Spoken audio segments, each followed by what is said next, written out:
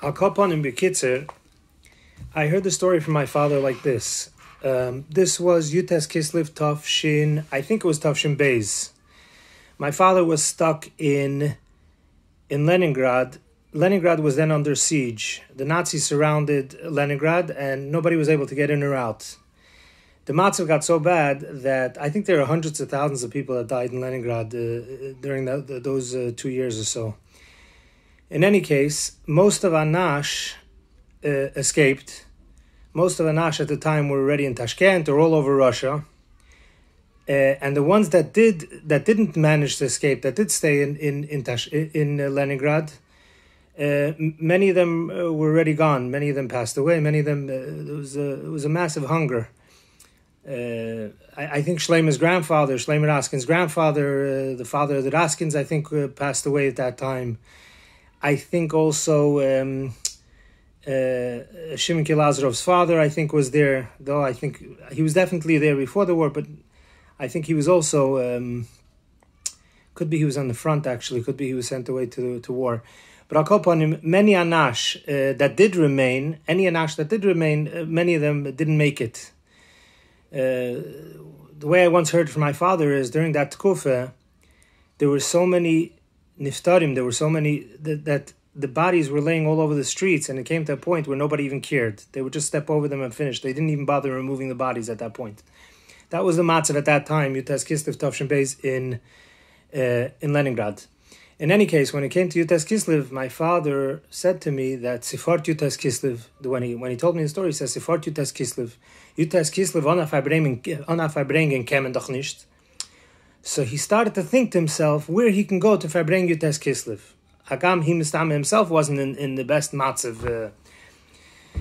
So he said he knew that there was a Yid around that his name was Ishaiah Shapiro. Ishaiah Shapiro was an uncle of Levitche and Lippe Shapiro. Lippe and Levitche Shapiro's uncle was Ishaiah. He was Nachum's brother. Upon him, he was a real Chassidish Yid. There are a few stories I've heard about him over the years. Mamish a Chassidish Yid. I'll call upon him. So my father decided that he's a guy that he can go to. So Zitzna Bisl, whatever to Fabrein. He walked Avram Ishaiah Shapiro's house. And Punkt, there was another Bacher, younger man, I don't know, probably a Bacher, that also came. He was also looking for a Fabrengen. The other Bacher was a guy called Mulleh Berezin. Mulleh Berezin was, he's the grandfather of all the Pruses from Israel. There were two brothers, actually. I think it was Mulleh. I'll call upon him. So he also came. So my father was Metair. My father used to be Metair. What happened there, how it looked. He says Avram Ishaiah was already so sick that he was in bed and he couldn't move. My father used to say, seine Füße, seine ganzen geschwollen. Apparently, during the last stages of hunger, the feet swell up. So my father always used to say, seine Füße, seine ganzen geschwollen. He was already in bed. I think his wife already passed away at that time from hunger also. And Lepoil, I don't know, before or after, most of the kids passed away. Almost all his kids passed away during the hunger. I'll call upon him, say this was Yud Tes Kislev, and there was nothing to eat in the house. There was nothing at all. So my father and Berezin went out to try to find something. They both came back, and one of them brought back a little bit of mashke, and the other one brought back some food. The food wasn't kosher, apparently, or it wasn't fully, I don't know if it was Terev Gomor, or it was whatever it was, but it wasn't. So there are a lot of pratim to the story, but the Nakuda was my father always used to chazer how they sat together around his bed, and at one point they started to sing the Alter Rebbe's Nigun. So when they started to sing the Alter Rebbe's Nigun, Avram Ishaiah asked the two of them, he couldn't get up on his own. Avram Ishaiah asked the two of them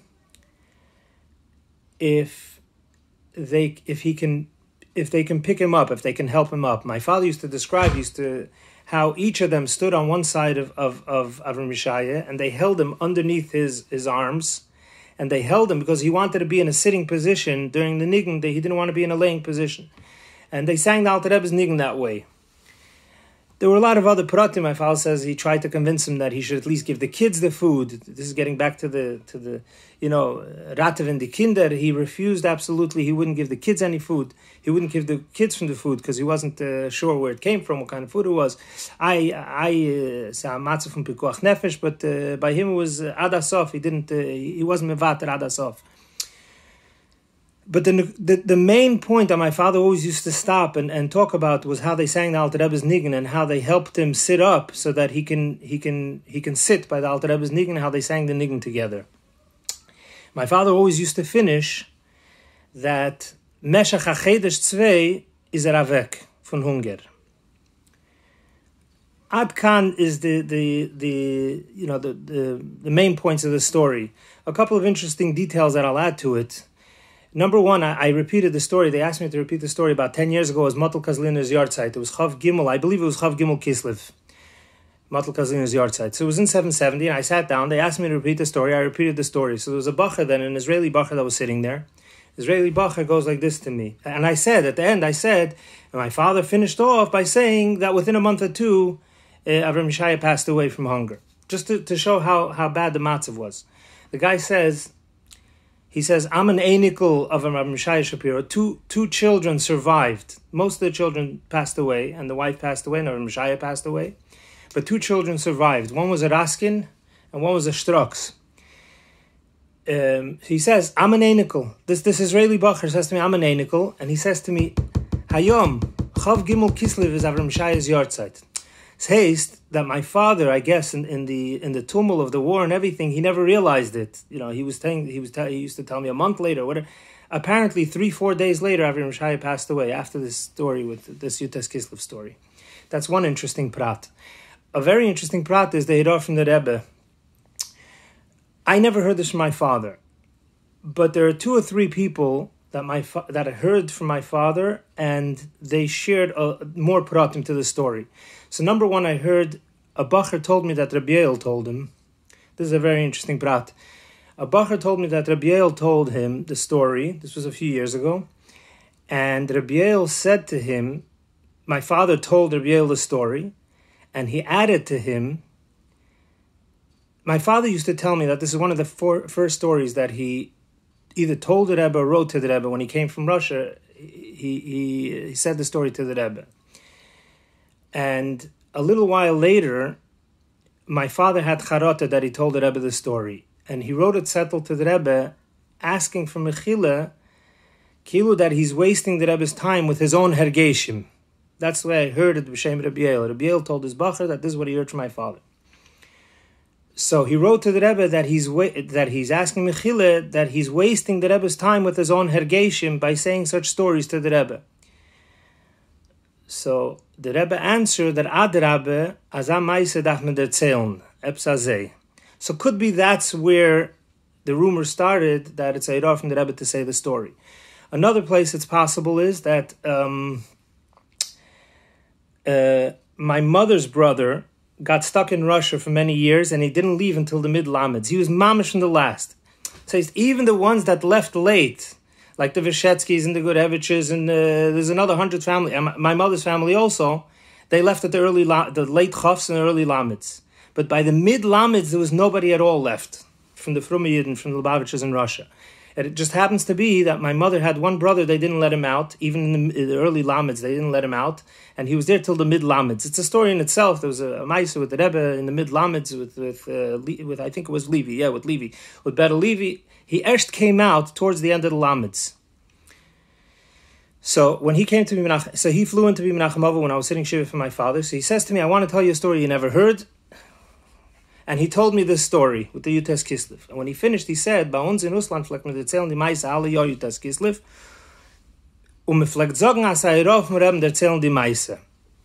So again, how the story even got back to Russia in the Lamids, I don't know, in the Chofs and the Lamids, and how it became a hidor from the Rebbe, I don't know.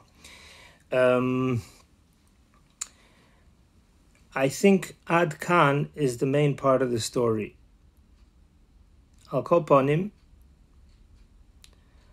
soll sein a gut Yontif und a freilichen Yud Tes Kislev.